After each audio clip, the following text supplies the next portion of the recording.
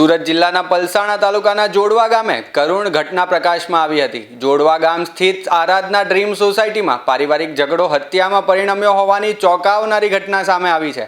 આરાધના dream સોસાયટીના વિભાગ 1માં રહેતા સુખલાલ ઓમકાર લામોડે અને તેમના પુત્ર જીતુભાઈ સુખલાલ લામોડે વચ્ચે બાથરૂમમાં પાણી નાખવાની બાબતે ઉગ્ર બોલાચાલી થઈ હતી। ઝઘડો વધતા આરોપી પુત્રએ ફરિયાદીના ઘરના રસોડામાંથી બાંધકામમાં વપરાતો લોખંડનો સળિયો લાવી પોતાના પિતાના ડાબા કાન પાછળ ગરદનના ભાગે જોરદાર ઘા ઝીક્યો હતો। પુત્ર દ્વારા કરાયેલ હુમલામાં પિતાને ગંભીર ઈજા થતાં સુખલાલ લામોડેનું ગણતરીના કલાકોમાં જ મોત નીપજ્યું હતું। બનાવ બાદ આરોપી સ્થળ પરથી ફરાર થઈ ગયો હતો। મૃતકની પત્ની આશાબેન સુખલાલ લામોડે પલસાણા પોલીસ મથકે ફરિયાદ આપતા હત્યારા પુત્ર સામે હત્યાનો ગુનો નોંધાયો હતો। હાલ સમગ્ર બનાવની તપાસ પલસાણા પોલીસે હાથ ધરી છે। ગઈ તારીખ 12/7/26ના રોજ બપોરે 1:30 વાગે પલસાણા પોલીસ સ્ટેશનના વિસ્તારમાં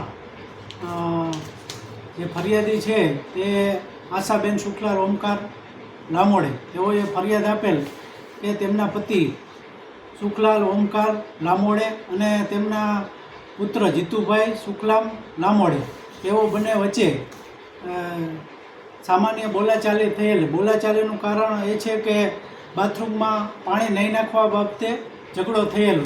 જે ઝઘડા દરમિયાન પુત્ર જીતુએ તેમના ફાધર સુખલાલભાઈને લોખંડના સળિયાથી મારેલ, જેના કારણે તેઓનું મૃત્યુ નિપજેલ। જે બાબતે પલસાણા પોલીસ સ્ટેશનમાં હત્યાનો ગુનો દાખલ કરવામાં આવેલ છે।